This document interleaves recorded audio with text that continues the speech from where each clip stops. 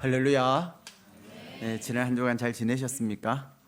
네, 저는 여러분의 기도에 힘입어서 한 주 한 주 이렇게 운동도 하고 재활도 하고 그러면서 이렇게 고통과 싸워가고 있습니다.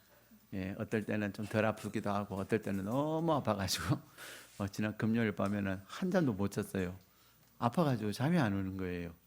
그래서 결국은 토요일 날 새벽에 새벽 예배 그러고 나서 그냥 밤을 꼬박 샌 채로 새벽에 왔는데 이렇게 좀 모든 게 불규칙합니다. 그러나 그래도 주 안에서 이렇게 여러분을 뵐 수 있고 또 함께 말씀 나눌 수 있고 예배할 수 있는 것이 얼마나 감사한지 모릅니다. 여러분의 은혜가 하나님 안에서 가득하시기를 축복합니다. 우리는 신앙생활을 하면서 한 번쯤 이런 생각을 할 때가 있습니다. 왜 하나님은 나에게 아무 말씀을 하지 않으실까? 예? 내가 기도를 오래 했는데 이 기도 제목에 대한 상황이 바뀌지 아니하고 문제가 해결되지 아니할까? 오히려 문제가 해결되지 않는 것이 아니라 문제가 더 악화되어지고 그래서 더 힘들고 고통스러운 시간을 보내는 그러한 때가 있습니다. 그때 우리는 하나님에 대하여 거절감을 느끼게 됩니다. 하나님이 나를 사랑하지 않으시는 것 같고 하나님이 나를 그냥 방치하는 것처럼 느껴지고 있을 때가 있습니다. 근데 오늘 하나님께서 우리에게 주신 본문의 말씀에 보면은 이 이사야 50장의 말씀은 고난 가운데 이스라엘 백성들이 바벨론 포로 생활하는 가운데 하나님이 왜 우리를 버리셨냐고, 하나님이 왜 우리에게 침묵하고 계시냐고, 우리의 그 부르짖음과 우리의 외침 가운데 도대체 하나님은 무엇을 하고 계시는가, 그러한 생각이 드는 그러한 상황 가운데서 하나님께서 우리에게 주신 말씀입니다. 우리가 인생을 살아가면서 조금 전에도 말씀드린 것처럼 그러한 거절감을 느낄 때 굉장히 서럽고, 그렇죠? 누군가가 나에게 안 돼, 하지 마세요, 하면 안 됩니다, 뭐 그런 이렇게 거절감의 이야기를 할 때 굉장히 서럽지 않아요? 또 마음이 힘들 때가 굉장히 있습니다. 그런데 그러한 가운데서 하나님께서 우리에게 오늘 본문의 말씀을 통해서 말씀하고 계시는 것입니다. 작가 필립 얀시라고 하는 분은 그의 책 하나님 당신께 실망했습니다. 어떠세요? 여러분은 하나님을 향하여 하나님 나 당신에게 실망했습니다, 이런 얘기 한 적 있으세요?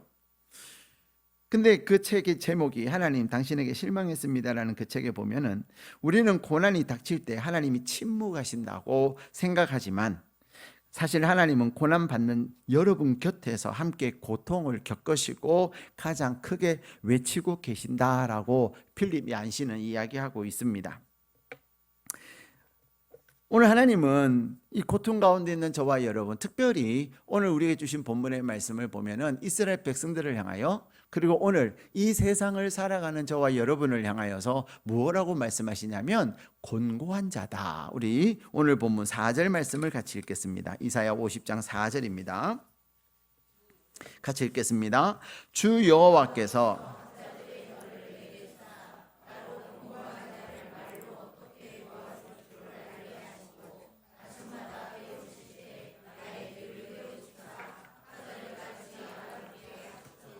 아멘. 자, 여기에 보면 우리를 하나님은 어떤 사람이라고 말하냐면 곤고한 자다, 이렇게 말씀하고 계세요. 곤고한 자, 거기에다가 이렇게 세모로 딱 표시를 해 놓으셔요.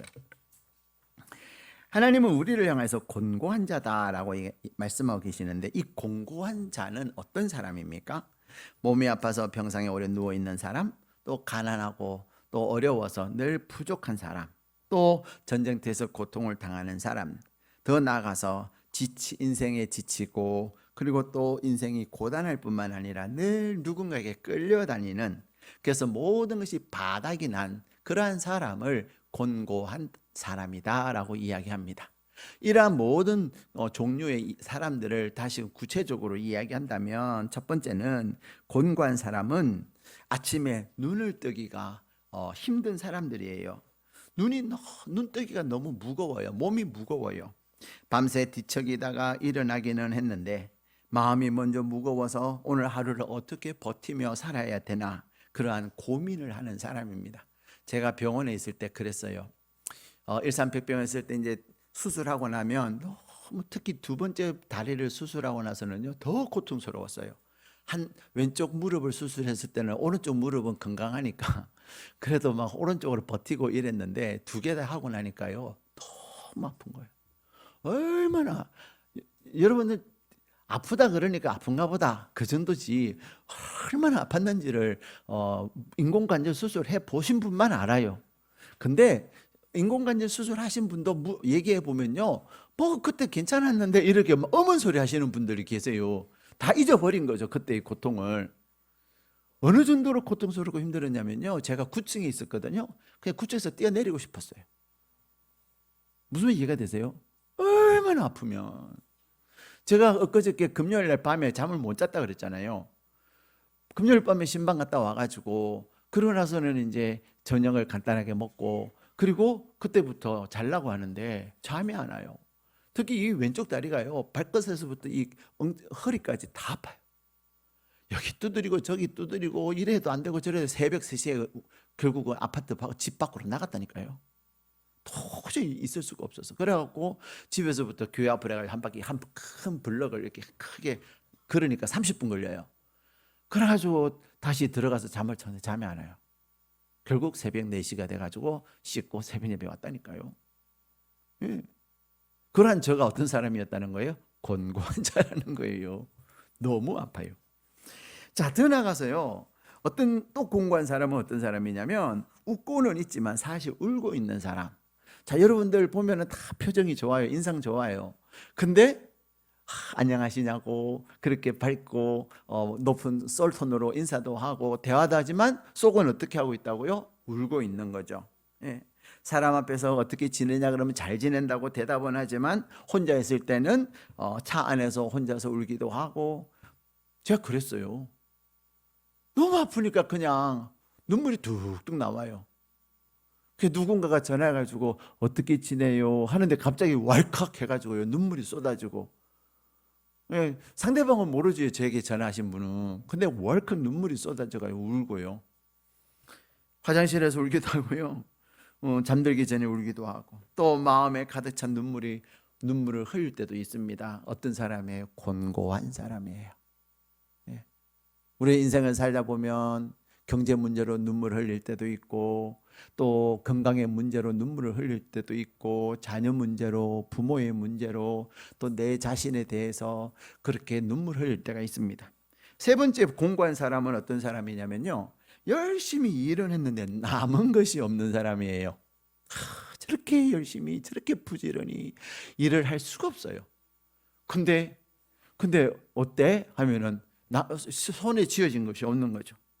젊은 시절 부지런히 일을 하고 가족을 위해서 희생을 하고 최선을 다했는데 돌아보면 빈손인 사람들, 그런 경우들이 있습니까? 없습니까? 있어요.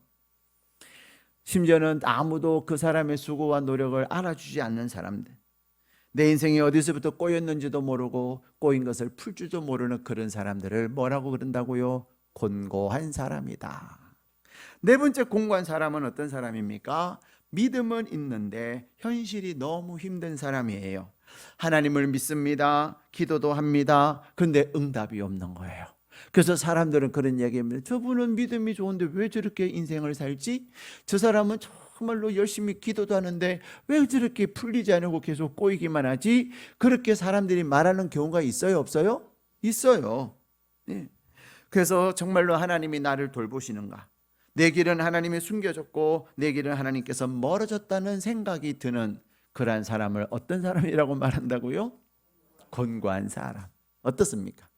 제가 넓은 범주로 4가지로 여러분에게 설명을 해드렸는데 여러분들은 공고하신 분들입니까? 그렇지 않으면 평화로우신 분이십니까?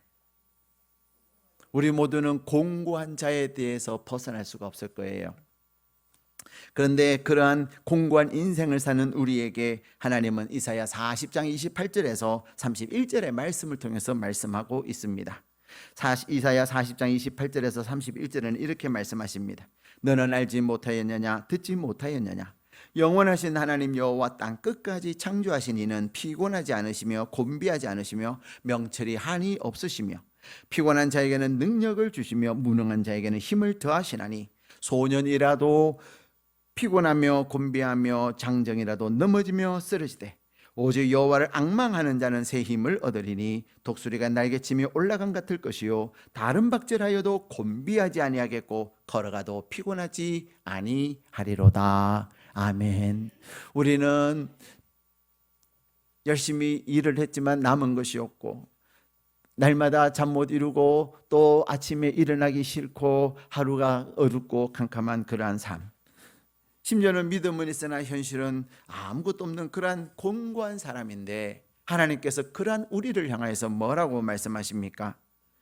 독수리 날개치며 올라간 것 같겠다 말씀하고 계십니다. 방금 읽어드린 그 말씀에는 소년은 어떤 사람이에요? 소년은 인생에서 가장 활기차고 활기가 넘치는 사람이에요. 또 장정은 어떻습니까? 체력이 절정에 달한 사람이에요. 얼마나 소년들이요 활기차냐면 2박 3일 여행을 다녀왔습니다. 피곤해요? 안 피곤해요? 여행은 피곤한 거예요. 근데 이 2박 3일 동안 여행을 하고 돌아와가지고 우리는 다 어떻게 합니까? 집에서 그냥 녹초가 되잖아요. 근데 이 소년들은요 다시 또 운동하러 나간다고 나가요. 그게 소년이에요. 근데 그러한 자들도 뭐 한다는 거예요? 지친다는 거죠. 그들이 믿음이 약해서 지치는 것이 아니에요. 그들이 몸이 약해서 지치는 것도 아니에요. 지치는 것은 우리의 인생의 현실입니다.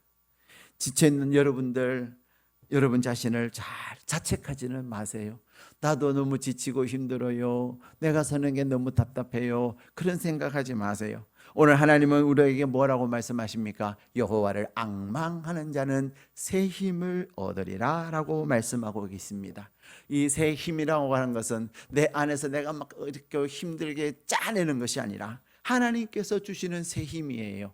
위로부터 하늘로부터 임하는 새 힘을 통해서 우리는 독수리 날개치며 올라간 같은 은혜를 경험하게 될 것입니다.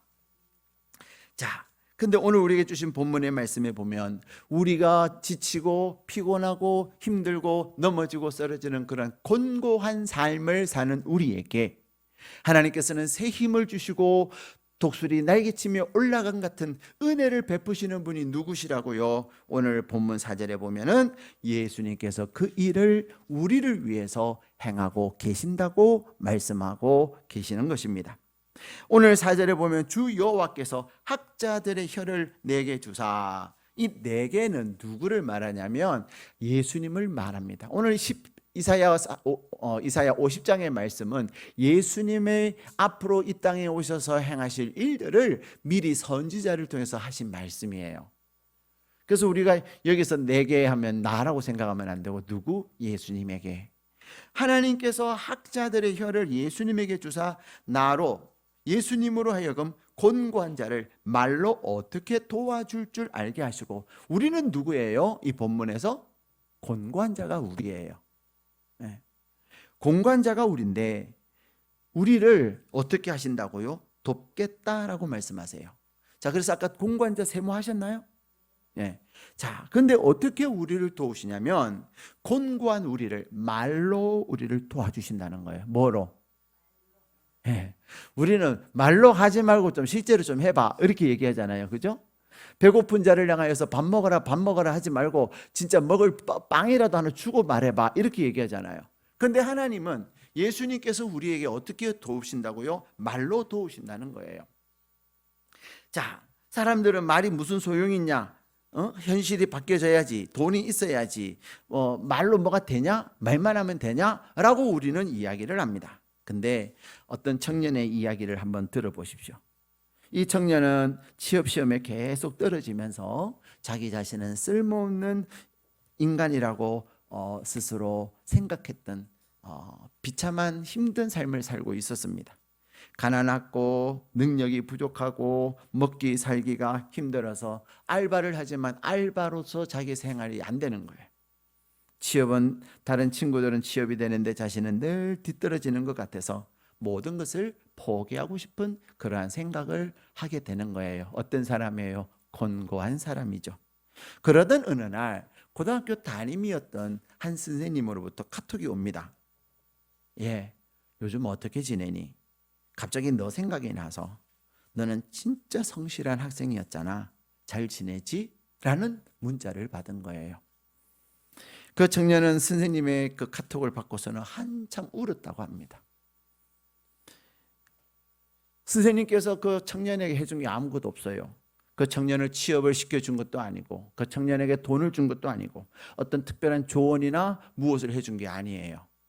단지 그 청년이 생각이 났다라고 이야기하면서 또 그 청년이 너는 정말로 성실하지 않았느냐? 나는 너를 기억하고 산다 라는 그 한마디가 이 청년으로 하여금 하염없이 울게 만든 겁니다. 그리고는 이 청년이 다시금 자기를 성실한 자로 기억하고 있는 선생님에게 실망시켜 드리고 싶지 않아서 자기를 기억해 주는 그분을 위해서 이 청년은 열심히 공부했고 취업에 성공했다는 거예요. 사랑하는 여러분, 말은 사람을 일으킵니다. 한번 따라 하실까요? 말은 사람을 일으킵니다. 올바른 말이 적절한 때에 사랑을 담아서 전해질 때 그 대상인 사람은 살아나는 거예요. 예수님께서 하시는 일이 바로 그런 일입니다. 예수님께서 우리에게 직접 돈을 주시는 것이 아니라, 예수님께서 직접 우리에게 취업을 시켜주시는 것이 아니라, 예수님께서 우리에게 말씀을 통하여 우리에게 소망을 주고 우리를 위로하고 다시금 도전하고자 하는 의욕을 주시는 주님이세요. 그러나 주님께서 우리에게 말씀하실 때 그 말씀을 통해서 우리는 모든 것이 가능하게 되는 것입니다. 근데 주님이 우리를 다시 살리고 주님이 우리를 도우시는 그 말씀은 어디서부터 오는 것입니까? 오늘 본문의 말씀 4절을 다시 한번 읽겠습니다. 시작. 주 여호와께서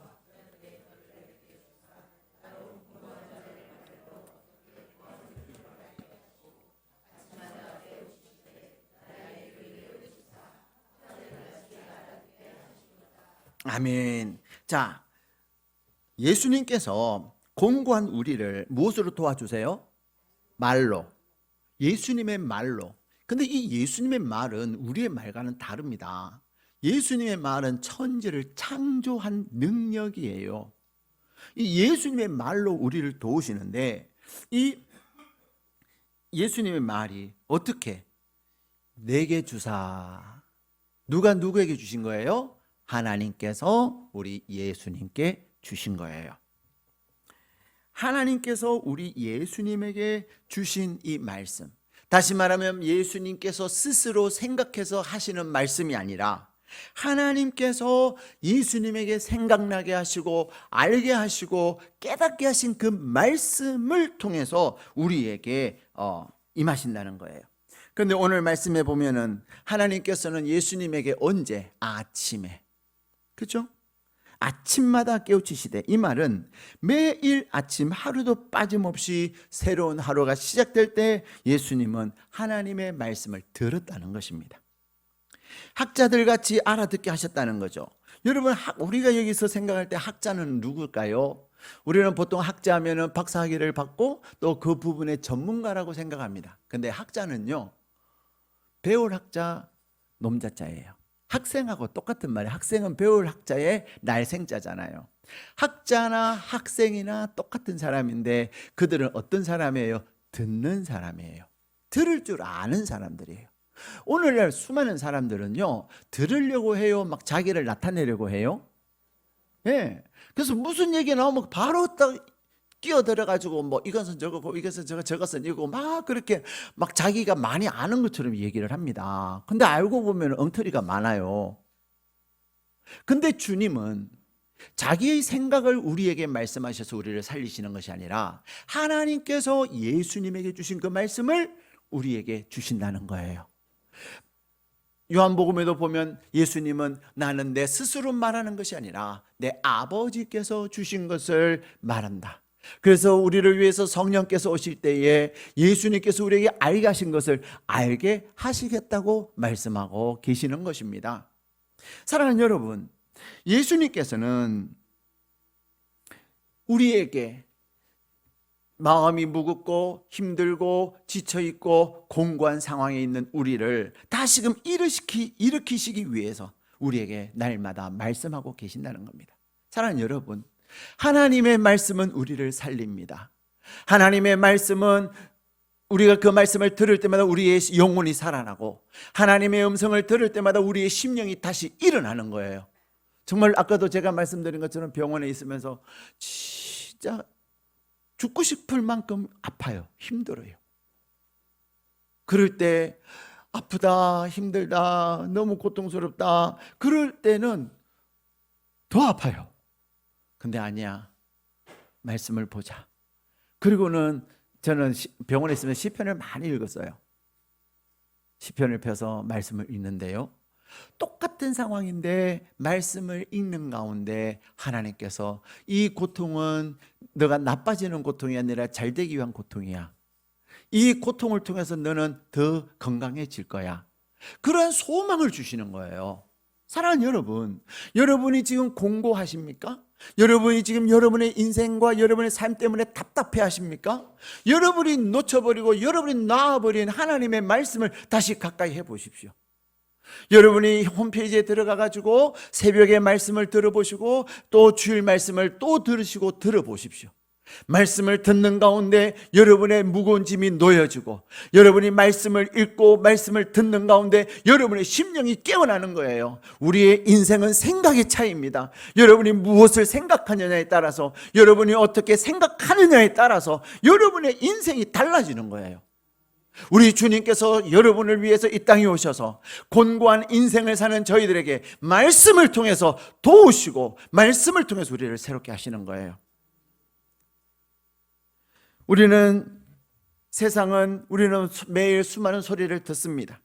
아침에 눈을 떠서 잠들 때까지 오늘 기름값이 얼마 올랐고, 또 봉투가 있냐 없냐, 쓰레기 봉투 이야기를 하고, 드라마 결과에 대한 이야기를 하고, 또 어떻게 살 것인가에 대해서 고민하고, 또 대출을 어떻게 받아야 될지 고민하고, 그렇게 살아갑니다. 근데 그런 이야기들을 들으면 들을수록 힘이 빠지고 마음을 힘들게 만듭니다. 뉴스를 보십시오. 요즘 뉴스는 딱 제일 첫 화면이 뭐부터 나와요? 트럼프 대통령은 미국과 이란이, 이러면서 처음 이 방송사 그 MBC나 KBS나 그다음에 SBS나 이렇게 한번 보세요. MBC가 굉장히 이 미국 이란 얘기를 많이 다루고 있어요. 근데 들으면 희망이 있어요, 오락가락해요? 오락가락해요. 우리가 어떻게 그 트럼프의 마음을 알겠어요? 그러면 그럴수록 우리는 또 절망이 되는 거예요. 근데 하나님께서 우리에게 주시는 말씀들은 세상이 우리에게 들려주는 말과 다른 말을 하고 있습니다. 뭐라고 말합니까? 비록 세상이 어렵고 힘들고 지금 내가 공고한 자로서 살아가고 있지만 그래도 너는 내가 사랑하는 자다. 네가 공고하다고 생각하지만 나는 너를 사랑한다. 너의 삶이 비록 공고하지만 두려워하지 마라. 내가 너와 함께한다. 사람들이 너를 공고하다고 말하지만 너는 보배롭고 존귀한 자다라고 말씀하시면서 우리에게 소망을 갖고 용기를 내고 또 위로를 하시고 우리로 하여금 담대히 인생을 향하여 나아갈 수 있는 그러한 말씀을 들려주신다는 것입니다. 제가 병원에 있으면서 매일 일용할 양식을 읽습니다. 아침에 딱 일어나 한 5시쯤 되면요, 병원은 하루가 5시부터 시작한대요. 5시, 한 4시 반쯤 되면 이제 간호사들이랑 간호조무사들이 막 움직이고, 다시 되면 혈압 재러 오고, 한 5시 반쯤 되면 혈당 재러 오고, 그러면서 또 주사 놓고 뭐 그러거든요. 그러고 나면 저는 이제 오늘의 양식을 읽습니다. 오늘의 양식을 읽는데 그 오늘의 양식이 정말로 오늘의 양식이에요. 정말로 신기하게 내가 너를 돕겠다.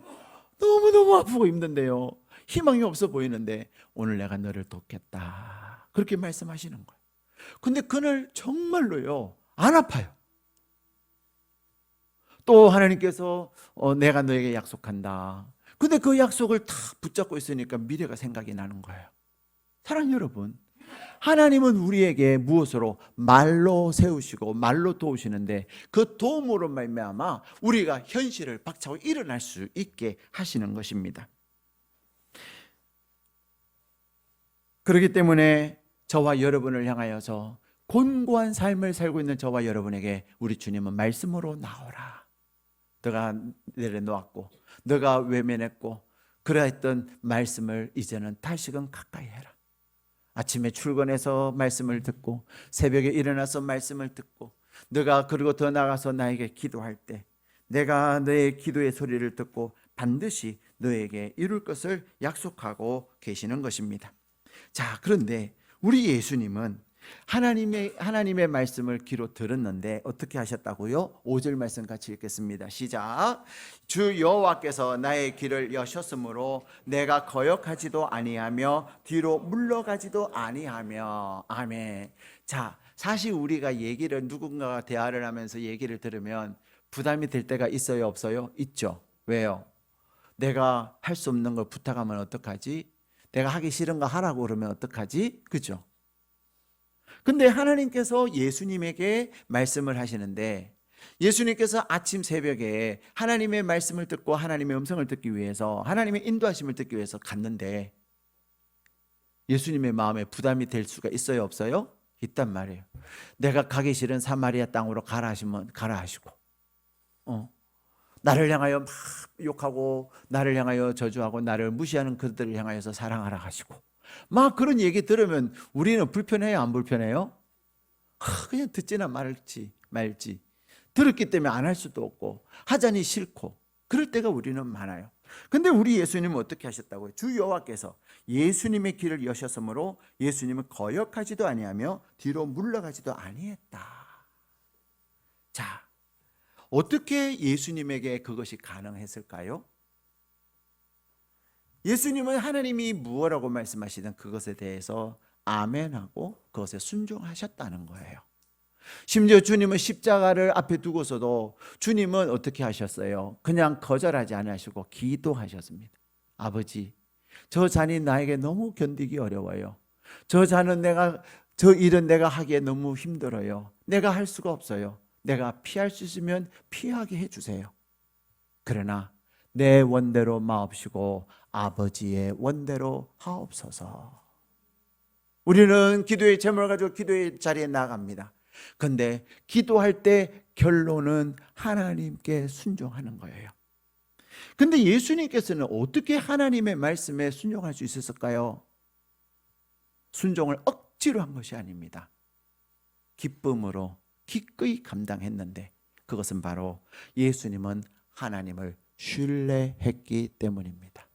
내가 순종할 거냐 순종하지 아니할 거냐는, 내가 그 말을 따를 거냐 그 말을 따르지 않을 거냐는 내가 상대방을 신뢰하느냐 신뢰하지 않느냐의 차이입니다. 여러분, 내외간에도 여러분이 남편이 아내에게 이것 좀 해줘, 이것 좀 해 이러면 하는 분이 계시고 안 하는 분이 계세요. 그죠? 안 하는 분은 왜 안 할까요? 니나 하세요. 그런 거죠. 신뢰하지 않는 거예요. 우리가 하나님과의 관계가 신뢰 관계라면 내외간에도 신뢰가 있어야 되는 거예요. 부모와 자녀와의 관계에도 신뢰가 있어야 되는 거예요. 대한민국에는 그런 우스갯소리가 있습니다. 대한민국 남자들은 새 여자의 말을 잘 들어야 된다.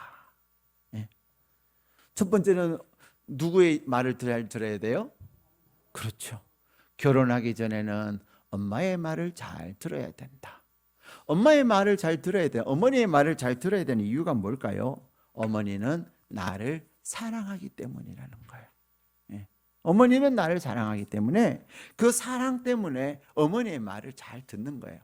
결혼하고 나면 누구의 말을 잘 들어야 돼요? 근데 남편들은 아무 대답을 안 하시. 남편들이 대답을 잘해야 되는 건데, 우리 남편들, 여러분들은 결혼하셨으니까 남편인데 누구의 말을 잘 들어야 돼요? 세 사람밖에 대답을 안 해. 여러분의 아내의 말을 잘 안 들으면요, 해보세요. 이번 한 주간 아내가 말하는데 반대로 한번 해봐요. 좋은 일이 생기나 안 좋은 일이 생기나? 진짜 안 좋은 일이 생깁니다. 그럼 여러분은 또 그런 얘기를 하시겠죠. 근데 목사님은 사모님 말 잘 듣습니까? 저 잘 듣는 편이에요. 100%는 아닌데, 왜냐하면 아내도 사람이니까 그래도 조금 그식할 때가 있을 거 아니에요. 그렇죠? 한 5%에서 10%는 제가 좀 더 고민하고 또 기도하고 그러면서 들을 때도 있고 안 들을 때, 내가 솔직한 얘기예요. 근데 여러분, 아내의 말을 잘 들어야 돼요. 여러분, 한 주간은 아내의 말을 듣지 말고 왜 안 들어서 잘 안 되는 것이 제일 중요하니까. 그러나서 그 다음 주에는 아내 말을 잘 들어보세요. 내가 이번 한 주간에 겪었던 어려움과 실패와 실수와 그런 거시기한 일들을 다음 주에는 잘 들었더니 잘 되면 그 결과가 명확하게 드러나요. 진짜 그래요. 그래서 남편들은요, 아내 말을 잘 들어야 돼요. 진짜 해보세요. 저도 경험해봤어요. 그냥 들을 걸 그런 적이 옛날에 많이 있었어요. 세 번째, 어떤 여자의 말을 잘 들어야 돼요? 네, 내비 아줌마의 말을 잘 들어야 돼요. 근데 여러분, 참 신기한 거는요, 저는 지금까지 제가 들은 내비의 목소리는 다 여인들이었어요.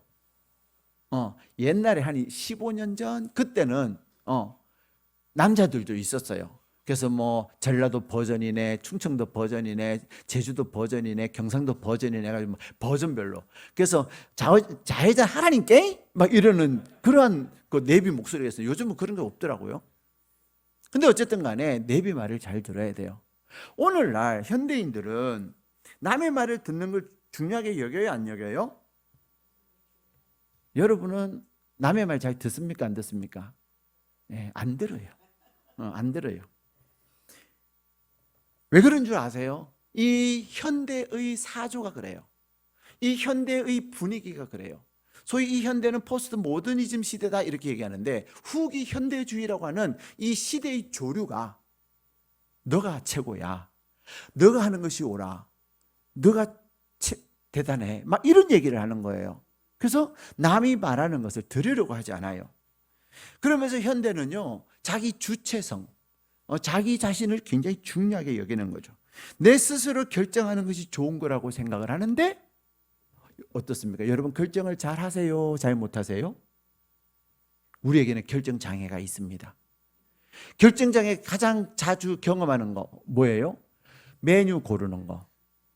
오늘 점심은 뭐 먹지? 사실 저도 잘 모르겠어요. 물론 저는 이불로 그래요. 내가 먹고 싶은 거 먹는 것보다는 전도사님이 드시고 싶은 거 드시게 하려고. 근데 가끔 제가 별로 안 좋아하는 걸 전사님이 얘기할 때는 다른 거 하면 안 될까요? 이렇게 하죠. 그래서 어지간하면은 전도사님이 드시고 싶은 거 드셔요.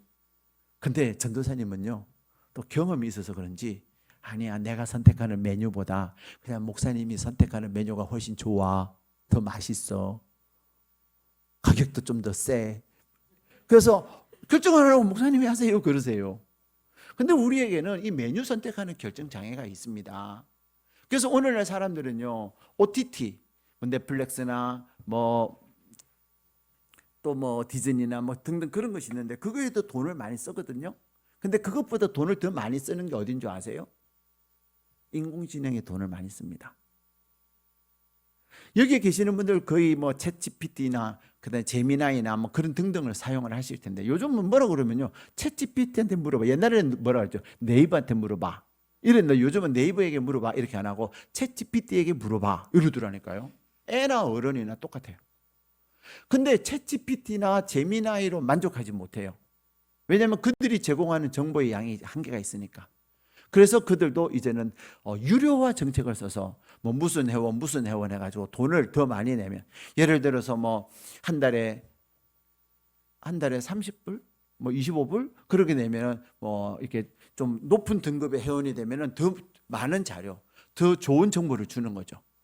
그래서 오늘날 많은 사람들이 이렇게 인공지능에 돈을 씁니다. 왜요? 더 좋은 자료를 얻기 위해서. 근데 더 중요한 것은, 인공지능이, 여러분들이 인공지능의 얘기를 들어보면 맞는 것도 있지만 틀리는 것도 있어요, 없어요? 있어요. 결정적인 것은 틀려요. 왜? 결정적인 것은 내 인생을 결정해야 되는 거니까. 근데 왜 틀리냐? 인공지능이 나를 모르잖아요. 인공지능이 내가 누구인지를 모르고, 인공지능은 나의 과거도 모르고 미래도 몰라요. 그렇기 때문에 그들이 우리에게 들려주는 진정한 정보는 틀릴 때가 많이 있다는 거예요. 근데 사랑하는 여러분, 진정한 우리가 귀를 기울여야 될 소리는 누구냐? 바로 우리를 사랑하시고 우리를 위해서 자신을 내어주시고 또 우리의 앞길을 선하게 인도하실 하나님의 음성을 들을 수 있어야 된다는 것입니다. 주님은 여러분의 머리카락까지 세시고, 주님은 여러분의 마음과 생각까지도 다 아셔서 여러분에게 가장 좋은 길로 인도하신다는 것입니다. 그렇다면 공고한 인생을 사는 저희들이 예수님을 통해서 예수님의 말씀을 들음으로 말미암아 우리가 도움을 받는데, 그러면 우리가 어떻게 실제로 그 예수님의 그 도우심을 경험하면서 살 거냐는 거죠. 자, 6절 말씀 같이 읽도록 하겠습니다. 시작. 나를 때리는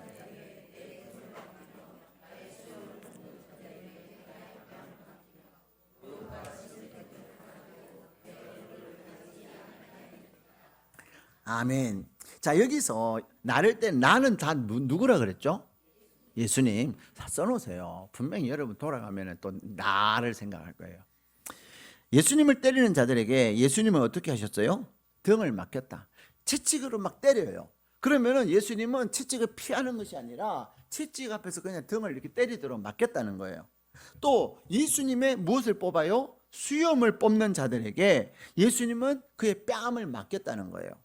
더 나가서 모욕을 하고 침뱉음을 할 때 주님은 그 침뱉음을 당하셨다는 거죠. 그래서 당하여도 결국 어떻게 하셨다고요? 내 얼굴을 가리지 아니하였다. 예수님께서는 채찍에 맞으시고 침뱉음을 받고 뺨을 맞고 모욕을 당하지만 그것을 피하지 아니하고 오히려 얼굴을 가리지 아니하고 그것을 당하셨다는 것입니다. 왜 그랬을까요? 예수님께서 당하신 채찍과 침뱉음과 모욕은 내가 겪어야 되는 공고한 삶이에요. 예수님께서는 우리의 인생의 공고함을 친히 담당하시기 위해서 얼굴을 가리지 아니했다라고 말씀하고 계십니다. 사랑하는 여러분, 우리 예수님께서 육신을 입고 이 땅에 오신 이유는 우리가 겪었던 인생의 모든 공고함을 친히 감당하시기 위해서 이 땅에 오신 거예요. 그렇기 때문에 주님은 이제는 내가 너를 도울 건데 무엇으로? 하나님의 말씀으로 그것을 도울 텐데 너희가 이 세상을 살면서 너희들의 모든 공고함과 아픔과 힘듦을 누구에게 가지고 와라? 예수님에게 가지고 오라는 것입니다. 이사야 53장 5절에는 그가 찔림은 우리의 허물 때문이고 그가 상함은 우리의 죄악 때문이라. 그가 징계를 받음으로 우리는 평안을 누리고 그가 채찍에 맞음으로 우리는 나음을 받았도다 말씀하고 계시는 것입니다. 이 말씀과 함께 예수님은 베드로전서 2장 24절에 그렇게 말씀하십니다. 친히 나무에 달려 그 몸으로 우리 죄를 담당하셨으니 이는 우리로 죄에 대하여 죽고 의에 대하여 살게 하려 하십니다. 그가 채찍에 맞음으로 너희는 나음을 얻었노라. 아멘. 사랑하는 여러분, 우리 주님께서 우리가 당해야 될 그것들을 친히 담당하시면서 우리에게 자유를 주시고 우리에게 쉼을 주시고 우리에게 평화를 주시고 우리에게 나음을, 우리에게 치유되어짐을 약속하셨다는 것입니다. 하루는 유튜브 하시는 목사님이 그런 얘기를 하세요. 어느 날 초딩이 다짜고짜 일주일 동안 계속해서 욕설을 하면서 목사님을 괴롭힌 거예요. 교회가 이렇다면서요? 근데 교회 왜 가요? 막 그렇게. 또 목사가 이렇다면서요? 근데 뭐 목사의 말을 들어요? 또 심지어는 예수는 사기꾼이라면서요? 그러면서 이 초딩이 어디서 들었는지 이 기독교에 대한 부정적인 얘기를 막 매일 쏟아놓는 거예요. 이 유튜브 하시는 목사님이 기가 막히는데, 그래도 이 목사님이 그것에 대해서 설명을 하고 또 그것에 대해서 이렇게 이해를 시키려고 한 것이 아니라, 그랬구나, 그래서 너가 많이 기분이 나빴구나, 그랬구나, 너 답답했겠구나, 막 그러면서 그 아이 이야기를 긍정해주고 동의해줬다는 거죠. 근데요, 그렇게 반박하지 않고 동의해주고 그 아이가, 근데 너는 어떻게 지내니? 그 아이의 안부를 물어주고 또 내가 그래도 내가 너를 사랑한다, 이런 얘기를 하는 가운데 일주일이 지나니까요, 이 아이가 뭐라 그런 줄 알아요? 에이씨, 재미없네. 알았어요, 이제는 내가 욕 안 할게요. 일주일 만에 그 욕하는 것이 끝나고요, 그 다음부터는 근데 예수님은 누구예요? 목사님 내가 어떻게 하면은 하나님 믿을 수 있을까요? 그런 얘기로 바뀌더라는 거예요. 무엇을 얘기합니까? 우리 안에는 많은 상처와 많은 아픔과 많은 좌절과 많은 고통이 있습니다. 내 안에 어렸을 때부터 받았던 그러한 고통과 그러한 상처들이 있는 사람들은 어떻게 해요? 불평불만을 굉장히 잘해요. 지금 어떻게 사느냐 보다도 과거에 내가 어떻게 살아왔느냐, 그것이 현재 우리에게 많이 투사되어져서 나옵니다. 여러분 주변에도 보세요. 불평 많이 하는 분들이 계세요. 예. 왜 안 되냐고. 근데 그 불평하는 얘기들을 들어보면 그분의 다 과거 얘기하는 거예요. 그렇기 때문에 불평하고 짜증내고 원망하고 남 탓하는 그런 사람들이 있으면 그랬군요. 아이고 얼마나 힘들었을까요. 그냥 대놓고 불평하지 마세요. 하나님 감사하라 했어요. 이런 얘기하면 안 돼요. 따뜻하게 안아주고 동의해주고 그렇게 생각할 수도 있겠네요 라고 인정해 줄 때 어느 순간 그 사람의 마음이 녹아지고 풀어지게 되는 거예요. 우리 예수님께서 우리를 말씀으로 돕는다. 그래서 예수님이 뺨을 침을 뱉음을 당하고 채찍에 맞고 모욕을 당하고 무시를 당했던 그것을 향해 얼굴을 돌리지 않았다는 그 말은 그렇게 예수님에게 했던 것을 다 예수님은 받으셨다는 거예요. 그것을 받음으로 말미암아 우리는 나음을 입게 되는 것입니다. 사랑하는 여러분, 오늘도 하나님은 말씀하고 계세요. 기독교는 내 삶의 슬픔과 상처와 분노를 예수님께 내던지는 것이 기독교입니다. 예수님의 고난은 오래된 경전이 아니라 여러분이 품게 된 마음의 원통함과 마음의 상처와 또 그것으로 인한 눈물을 예수님께 쏟아내는 것을 기독교라고 이야기하는 것입니다. 그러므로 여러분에게 돕는 자가 계십니다. 그가 주님이세요. 여러분의 마음에 공고함이 있지 않습니까? 그 공고함을 그냥 애써 웃으면서 넘기려 하지 마시고 하나님의 말씀을 매일 가까이 하시고 새벽을 깨우며 하나님 앞에 그것을 낱낱이 쏟아낼 때에 성령님께서 여러분의 마음을 만지시며 아들아 사랑한다. 딸아 얼마나 힘들었니? 너가 고민하고 있고 너가 지금 붙잡고 있는 그것을 너가 해결할 수 없는 거 아니니? 그러나 너가 나에게 쏟아내면 내가 그것을 해결할 것이다. 내가 이미 그것을 다 감당하지 않았느냐? 내가 감당했기에 너는 평안함만 누려라. 자유함만 누려라. 우리 주님은 오늘 우리에게 말씀하고 계시는 것입니다. 그러므로 사랑하는 여러분, 여러분의 마음의 고통과 마음의 공고함을 주님께 내어놓으십시오. 우리 주님은 우리의 그 아픔과 그 고통을 피하지 아니하시고 기꺼이 받아주세요. 기꺼이 그것을 안아주시고 얼굴을 돌리지 아니하시고 등을 내어주시고 뺨을 맡기시면서 여러분의 모든 것에 자유함을 허락하고 계시는 것입니다. 이번 한 주간 공고한 삶을 사는 저와 여러분이 주님의 말씀으로 인하여서 자유함을 누리고 주님이 주시는 평안을 누리는 나음을 얻고 자유를 누리고 평안을 누리는 복된 한 주간 되시기를 주님의 이름으로 축복합니다.